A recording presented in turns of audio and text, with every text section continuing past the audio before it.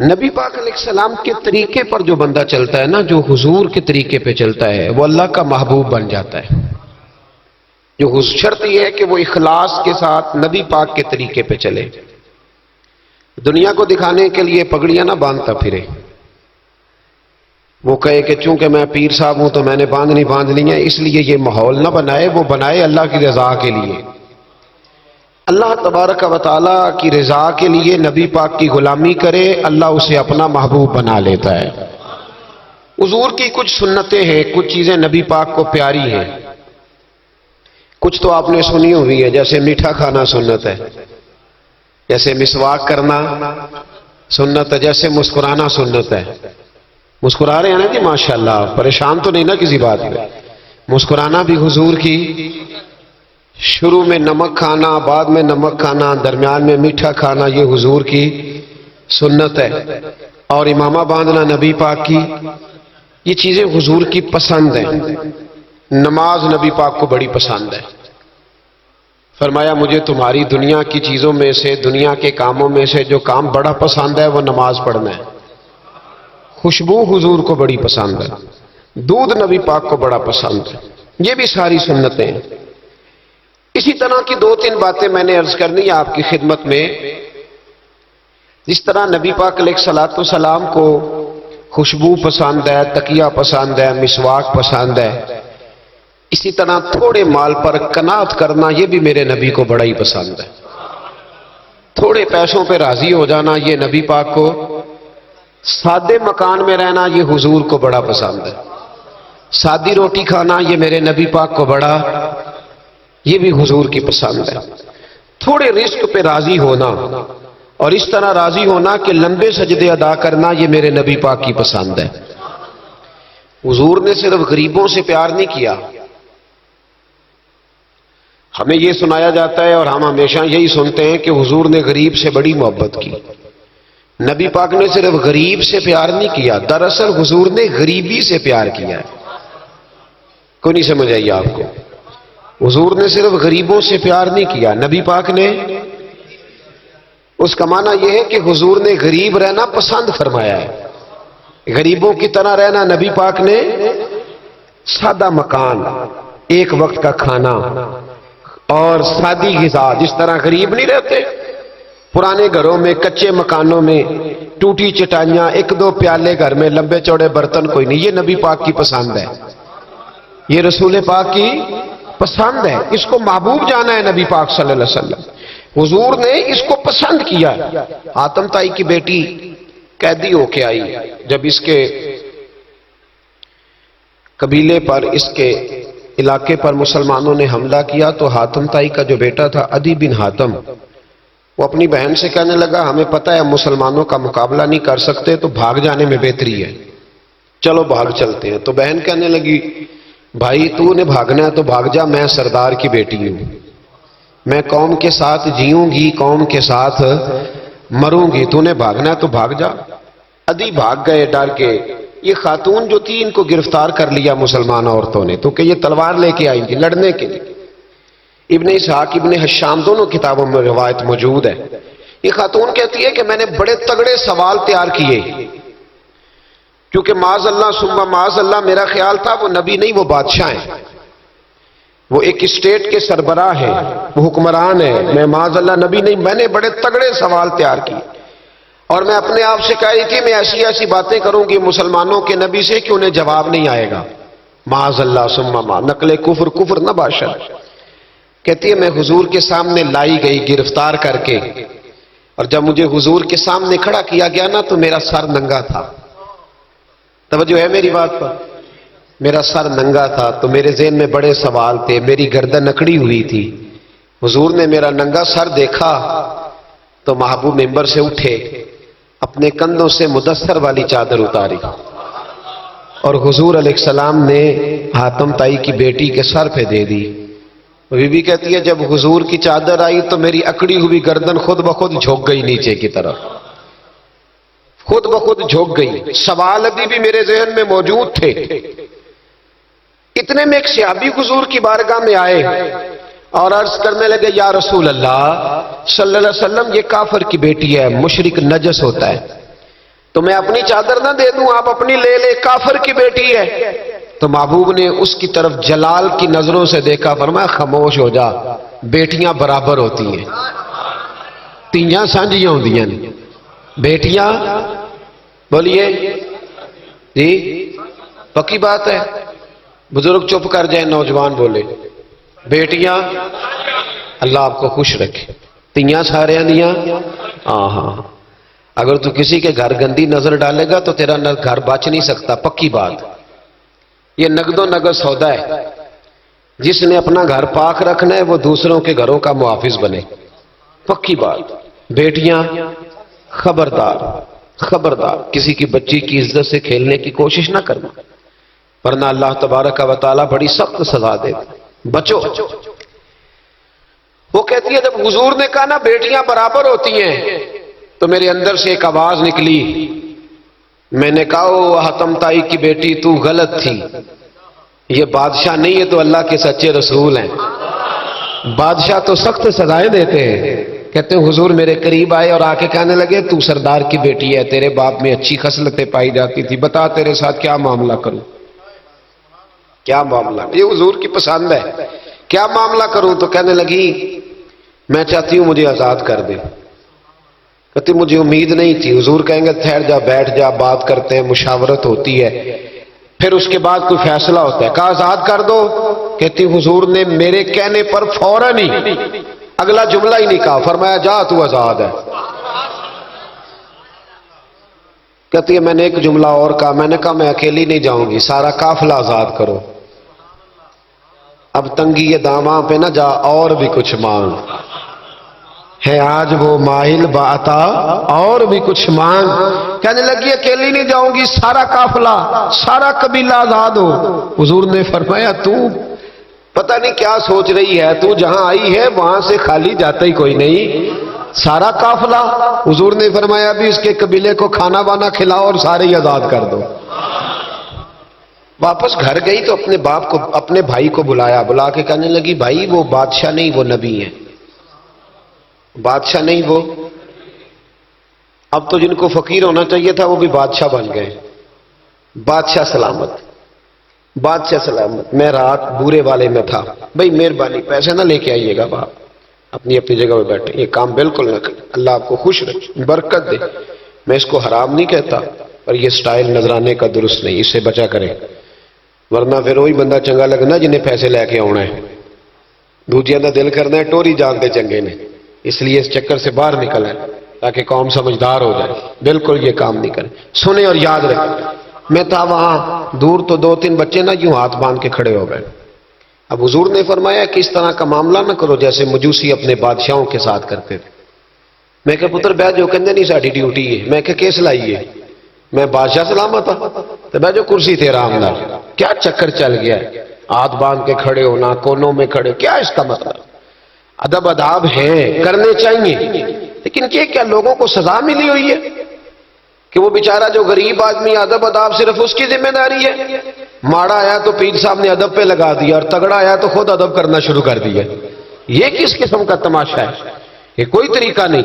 ادب آداب ہونے چاہیے لیکن غریبوں کو سزا، انہیں سزا نہ دو اگر بیچارے آ گئے ہیں تمہارے آستانہ عالیہ۔ بہرحال آمدام برسر مطلب کہنے لگی میں دیکھ کے آئی ہوں جو بادشاہ نہیں نبی ہے۔ تو عدی کہنے لگا میں عورتوں کی باتوں پہ یقین نہیں کرتا، میں خود جا کے دیکھوں گا۔ میں نے کہا غریبی میرے نبی کی پسند ہے، حضور نے اللہ سے غریبی مانگ کے لی ہے، کہا یا اللہ مجھے زیادہ پیسے نہ دینا، ایک وقت کی روٹی دینا۔ اور حضور فرماتے رب نے اختیار دیا ہے، اگر میں چاہوں تو خود پہاڑ سونے کا بن جائے اور میرے ساتھ چلا کرے، پر میں نے اللہ سے زیادہ دولت مانگی۔ او بھائی دولت بڑی پیاری ہوتی تو سب سے زیادہ میرے نبی کی تجوریوں میں ہوتی۔ حضور نے دولت بانٹی ضرور ہے لیکن حضور نے اس سے پیار، یاد رکھے ہم تو پاگل ہو گئے پیسوں کے پیچھے بھاگ بھاگ، جو سڑک پہ ادھر جا رہا ہے وہ پیسے دینے جا رہا ہے، جو ادھر جا رہا ہے وہ لینے جا رہا ہے، پیسے کا ہی چکر ہے سارا، پیسے کا ہی چکر ہے، پیسے۔ ایک صاحب نے فون کیا کہنے لگے کو ٹائم دے دے، تو میں نے کہا بس یار وقت تھوڑے دے دے، کہتے تو خوش کر دیں گے۔ میں کہ مثلاً تو کی کرے گا؟ کہتے جننے پیسے کہو گے لب جائیں گے۔ تو میں نے کہا یار ہر ایک کو بکاؤ مال نہ سمجھا کر، ہمارا بہت زیادہ ریٹ ہے، تو دے ہی نہیں سکتا۔ کہنے لگے کون دے سکتا ہے؟ میں نے کہا دنیا میں کوئی بھی نہیں دے سکتا، ہمارا ریٹ ذرا زیادہ ہے۔ ہم نے اگر ریٹ مانگنا ہوا تو قیامت کے دن غوث اعظم جیلانی سے جا کے مانگیں گے، یا ان سے مانگیں گے جن کے نام کی دہائی دیتے رہے ہیں، تعریف مصطفیٰ کی کرے اور نتیجہ ہم دنیا داروں سے مانگیں، انہی سے لیں گے نتیجہ جن کے قصیدے ساری زندگی گائے۔ ہاں تو اس لیے چکر سے باہر آم دام برسرے مطلب ادی کہتے ہیں کہ میں خود جاؤں گا پھر جا کے دیکھوں گا۔ ادی مدینے آئے دیکھنے، اور جب بندہ کسی کو دیکھنے آتا ہے تو تنقیدی نظر سے آتا ہے۔ کہتے ہیں میں مسجد نبی میں پہنچا تو کچی زمین پر غلاموں کے ساتھ، ادھر دیکھو یہ بھی تو حضور کی سنت ہے نا جی۔ حضرت ابو ہریرہ صحیح سند کی حدیث بخاری میں فرماتے ہیں حضور کے ساتھ ایک سفر میں تھا، نبی پاک علیہ السلام نے فرمایا کھانا نہ پکا لیں، حضور پکا لیں، فرمایا تو گوشت لے آ، تو اس طرح کر، مسالہ جات تیار کر لے، تو فلاں چیز کر لے۔ آخر میں حضور فرمانے لگے میں لکڑیاں کٹھی کر کے لاتا ہوں جی۔ اللہ کرے پیرانو یہ حدیث زبانی یاد ہو جائے، آمین تے آکھیا جی۔ میں لکڑیاں کٹھی کر کے لاتا ہوں، لکڑیاں۔ عرض کی یا رسول اللہ ہم کر دیں گے، تو محبوب نے فرمایا سارے کٹھے نہیں جا رہے، کوئی عرض نہیں میں بھی لے آؤں گا۔ تو فرماتے حضور اٹھے اور لکڑیاں کٹھی کر کے لائے۔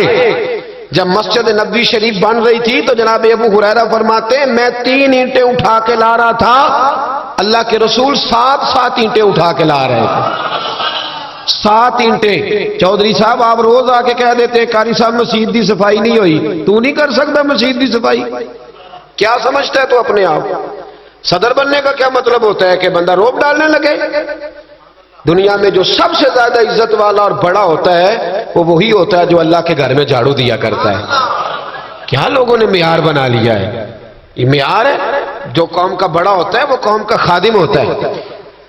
ادی کہتے ہیں میں مدینے آیا تو میں نے نبی پاک علیہ السلام کو غلاموں کے ساتھ کچی زمین پہ بیٹھے دیکھا، اور غلام بھی کون؟ ایک طرف حضرت بلال حبشی بیٹھے اور دوسری جانب حضرت عمار بن یاسر بیٹھے۔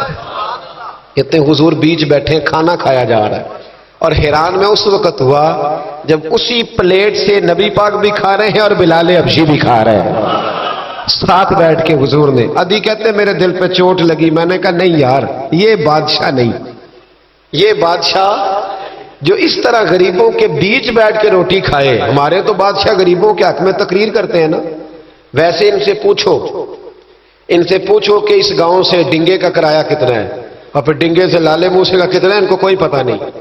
ان چودھریوں کو بچوں کو کھڑے کر کے پوچھو کبھی چنے کی دال کا بھاؤ کیا ہے، کدی آندھی ہو تو پتا ہوگا نا، ان کو کیا پتا؟ ان کے گھر میں تو آ جاتی ہے، اللہ جانے کہاں سے آتی ہے، ہم بدگمانی نہیں کرتے۔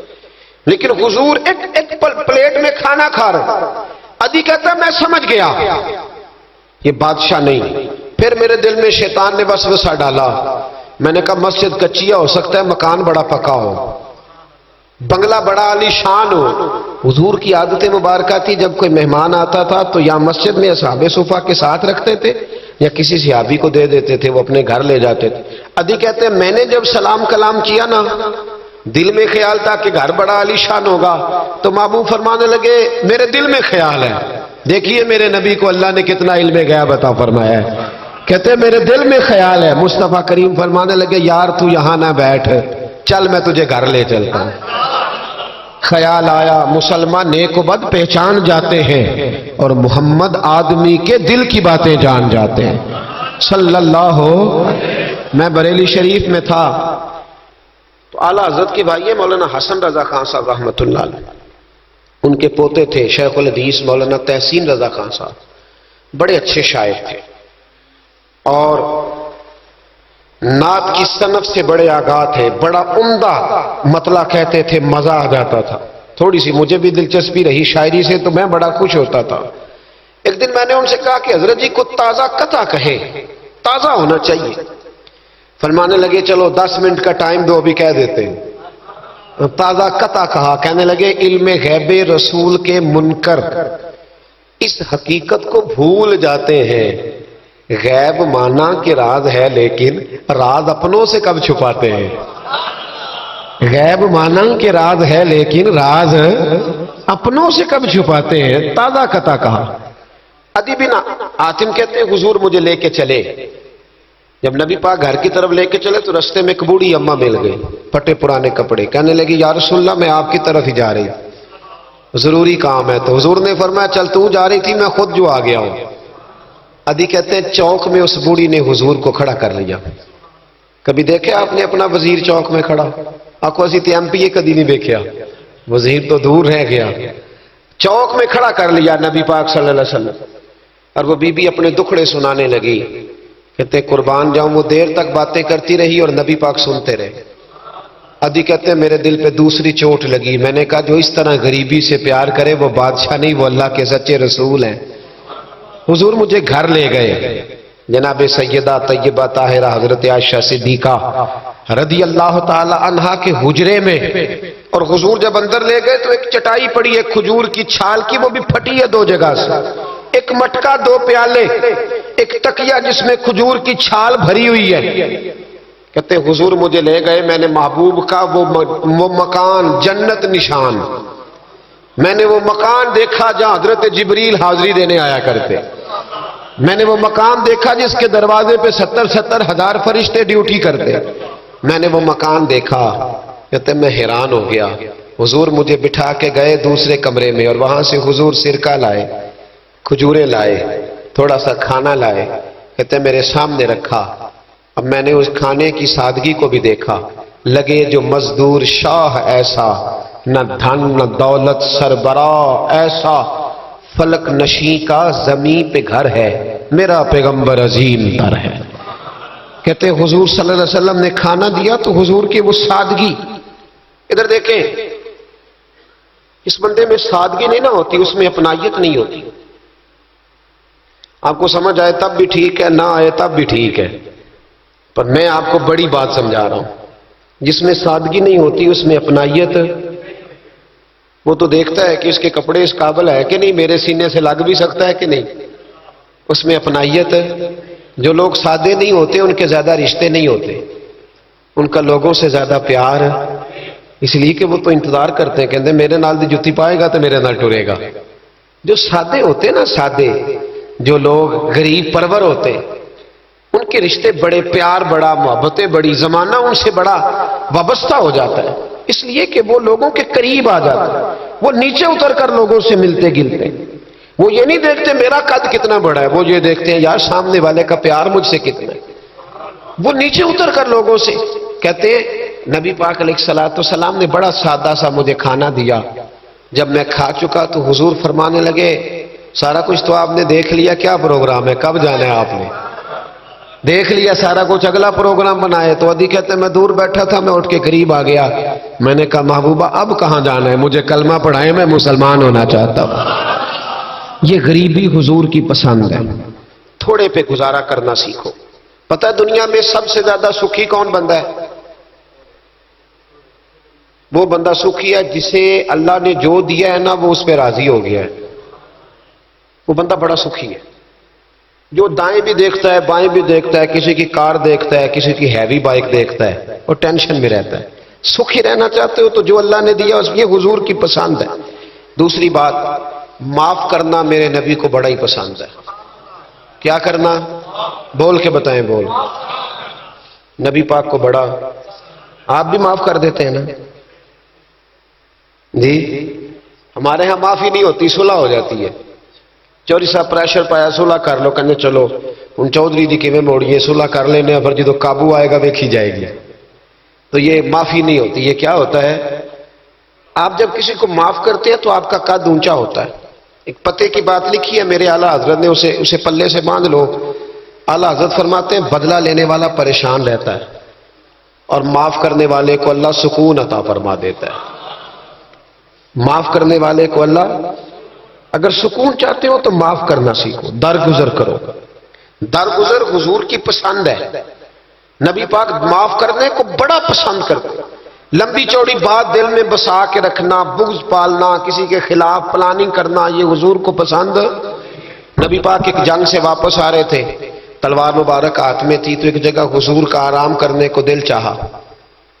اللہ کے محبوب صلی اللہ علیہ وسلم نے اپنی تلوار درخت سے لٹکائی، حضور آرام کرنے لگے، باقی صحابہ دور دور آرام کر رہے تھے۔ غوث بن حارث نام کا ایک شخص تھا، بخاری میں موجود ہے، کافر تھا۔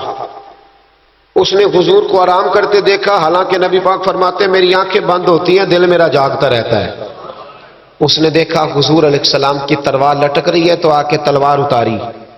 جب تلوار اتاری تو حضور کی آنکھ کھلی، کوئی بے چینی نہیں، اللہ کے حبیب اطمینان سے آرام کر۔ کہنے لگا اے محمد ابن عبداللہ، سب کہیے صلی اللہ علیہ وسلم، اے محمد ابن عبداللہ صلی اللہ علیہ وسلم، اب آپ کو مجھ سے کون بچائے گا؟ کون بچائے گا؟ میرے محبوب کا توکل دیکھیں، بھروسہ دیکھیں، یقین دیکھیں۔ حضور اٹھ کے بیٹھ گئے، دستار مبارک کو سیدھا کیا، فرمانے لگے مجھے میرا رب بچائے گا، مجھے میرا رب بچائے گا۔ جب آپ کی زبان سے یہ لفظ نکلے تو وہ کانپنے لگ گیا، کافر کانپا، اس کے ہاتھوں سے تلوار گر گئی۔ اللہ کے محبوب نے اٹھ کے تلوار پکڑ لی، فرمانے لگے مجھے تو میرے رب نے بچا لیا ہے، اب تو بتا تجھے کون بچائے گا؟ مجھے میرے رب نے۔ اچھا اب یہ بتائیں آپ کہ ہمارے قابو بندہ آ جائے جو اس طرح حملہ کرنے آئے تو ہم کیا حال کرتے ہیں؟ بولے یہاں تو بعد میں پتہ چلتا ہے کہ بیچارہ چور نہیں تھا، لیکن لوگوں نے مار مار کے مار ڈالا، بعد میں پتہ لگتا ہے۔ غور کرنا، غور، ان روایتوں کو صرف سن کے نہ گزر جایا کرو، اس کا پس منظر سمجھیے۔ بندہ قتل کرنے آیا ہے، اب اس کی تلوار قابو آئی، حضور نے فرمایا تیرے ساتھ کیا کروں؟ مجھے تو اللہ نے بچا لیا۔ اس نے گردن جھکائی، مطلب یہ تھا کہ جو دل کرے کرے۔ تو محبوب علیہ السلام مسکرائے، فرمانے لگے جا میں نے تجھے معاف کیا۔ چلو انجی دعا کر لو، اسی چھوٹے بھرا نہیں معاف کرنا سکھ جائیے۔ چلو کوئی ساس سورا نو ہی معافی دے چڑے، کوئی نو ہی ساس سورے نو معاف کر چڑے، کہیں تو معافی ملے، کہیں تو جان چھوٹ جائے۔ کوئی کسی کو معاف کرے، خامد بیوی کو کر دے، چلو بیوی شاید بھی بڑی دکھی ہیں، اب تو ہر بیوی دکھی ہے اللہ ماشاءاللہ، وہی کہیں معافی دے دے۔ خدا را معاف کرنا سیکھو۔ اتنا بغض اندر بھرا ہے، سالوں بیت گئے، رشتہ دار ایک دوسرے سے مل نہیں رہے، معافی نہیں دے رہے۔ فرمایا جا تجھے معاف کیا۔ وہ شخص جانے لگا تو اگلے لفظ قاضی ایاز مالکی نے شفا شریف میں لکھے، جب جانے لگا تو حضور نے آواز دی، واپس آیا۔ محبوب فرمانے لگے یار تو اتنی دور سے چل کے آیا ہے، میرا طریقہ نہیں مہمان کو خالی بھیجنے کا، لیکن اب یہاں سفر میں میں تجھے کیا دوں، تو اس طرح کر یہ تلوار میری تحفے میں لے جا، کر کے دکھا نا تو بھی ایسے، تو حضور کی غلامی کا دعویٰ نہیں کرتا۔ یہاں تو پوری پوری ملت کا نقصان ہو گیا، پر دیندار کہلانے والوں نے ایک دوسرے کو معاف نہیں کیا۔ یہاں تو نظریے اور جماعتیں داؤں پہ لگ گئی، لیکن دیندار کہلانے والے ایک دوسرے کو معاف نہ کر سکے۔ اللہ جانے وہ کیا ایسی باتیں تھی جو رہ گئی سینوں میں، بستیاں اجڑ گئی پر ہم معاف نہ کر سکے، چند باتیں نہ دلوں سے نکال پائے، ایک نظریے کہ لوگ ایک جگہ اکٹھے بیٹھنے کے قابل نہ رہے، جا تلوار لے جا۔ وہ شخص کہتا ہے 2 منٹ میں تلوار لے کے آگے بڑھا، پر میرے اندر سے آواز آئی، اور یار جس کا اتنا بڑا حوصلہ ہو، جو اتنا معاف کرنا جانے، وہ بھی کبھی جھوٹا ہو سکتا ہے؟ تو میں تلوار لے کے قتل کرنے آیا تھا، تحفہ لے کے جا رہا تھا، واپس آیا، میں نے کہا محبوبہ ساری دنیا جھوٹ بولتی ہے، جو معاف کرنے کی ادا تیری ہے وہ بتاتی ہے کہ تو اللہ کا سچا رسول ہے۔ کلمہ پڑھ گئے وہ شخص، معافی نہیں کرتے، درگزر والا کھاتا ہی کوئی نہیں۔ ایک صاحب کہنے لگے جی باقی تو ساری باتیں اچھی ہیں، فلاں مولوی صاحب کی ایک عادت نہیں مجھے پسند، تو میں کہا چل ایک دی معافی بھی دے چھڑی دیے، ایک نہ پسند ہوئے تو ایک دی، لیکن تو 99 نہیں ویکھیاں تو ایک ویکھ لی جڑی نا پسند سی، ایک دی تو چلو معافی ملنی چاہیے، انسان ہے۔ ویسے میرا تو خیال ہے کہ کوئی بندہ 55% ٹھیک ہو تو اس کی تعریف کرنی چاہیے۔ یہ میں آپ کو صحیح بات ہوں، کتنے فیصد ہے بول کے بتائیں، اسی کتنے فیصد صحیح ہے؟ تو پھر کم از کم جو 55% صحیح ہے اسے تو صحیح مان لو۔ اپنا اگر حال 5% ہے تو جو 55% ٹھیک ہے اسے تو صحیح مان لو، چلو چھوڑو 45% بھی اگر غلط ہے تو پھر بھی زیادہ % تو ٹھیک ہی ہے نا، معاف کریں۔ حبار بن اسود، اس نے حضور کی بیٹی کو شہید کیا تھا۔ بیٹیاں بڑی پیاری ہوتی ہیں، یہ بیٹی جو ہوتی ہے نا یہ دل کا سکون ہوتی ہے، بڑی پیاری. اور بیٹیوں کا سکھ انسان کو جوان کرتا ہے، ان کا دکھ بندے کو بوڑھا کر دیتا ہے. حبار بن اسود نے نبی پاک کی بڑی شہزادی، حضور کی چاروں بیٹیوں نے دین کے لیے بڑی قربانیاں دی. ہمارا تو پراپوگنڈا ہے نا، جدھر دنیا چل گئی بہرحال اس میں کوئی شک نہیں کہ عظمت زیادہ سیدہ فاطمہ کی ہے، پیار زیادہ حضرت فاطمہ سے کیا گیا ہے. لیکن حضور کی بیٹیاں کتنی ہیں؟ بولے ہمارے ہاں بس وہ نقیب بھی کہتا ہے اور میں پڑھن لگا حضرت فاطمہ دی منقبت، میں کہ پہلیاں تیناں بھی پڑھ ہاں پہلا میں مولا علی کی منقبت پڑھنے لگا ہوں. حضرت علی کا بغض کفر ہے، نفاق ہے، ان کا پیار ایمان ہے، پر باقی تین کی بھی شان بیان کرنا وہ کوئی نہیں تو انہوں ہم دی کسے نو بھی ادھر کیوں نہیں جاتے؟ بیاں ہو کس زبان سے مرتبہ صدیق اکبر کا کہ محبوب خدا محبوب ہے صدیق اکبر کا. لٹایا راہ حق میں گھر کئی بار اس محبت سے کہ لٹ لٹ کر حسن گھر بن گیا صدیق اکبر کا.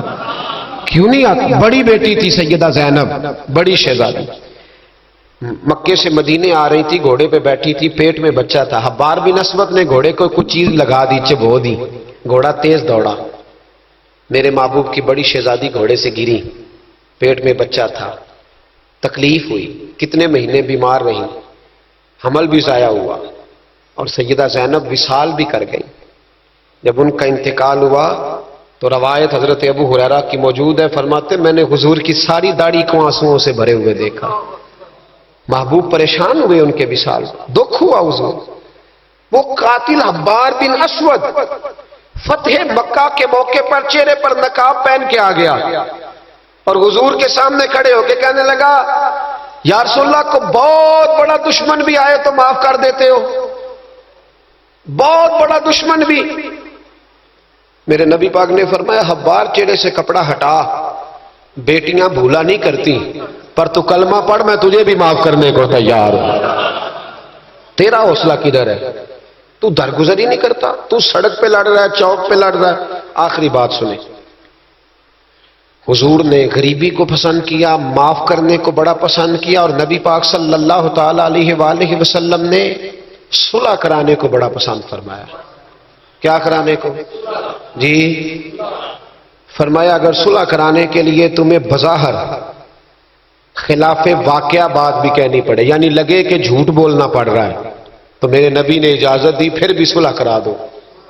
آج ہم نہ لڑائی کرا رہے ہیں، لڑائی کرا رہے ہیں، لیڈروں کی بھی لڑائی کئی مشیر کے لات کراتے ہیں. اس پر دلیل دوں گا، مشیر ناراض نہ ہو جائے پر دلیل دوں گا. مولا علی شیر خدا سے ایک شخص نے کہا حضور باقی تین خلفاء کے زمانے میں اتنی جنگ نہیں تھی جتنی آپ کے زمانے میں.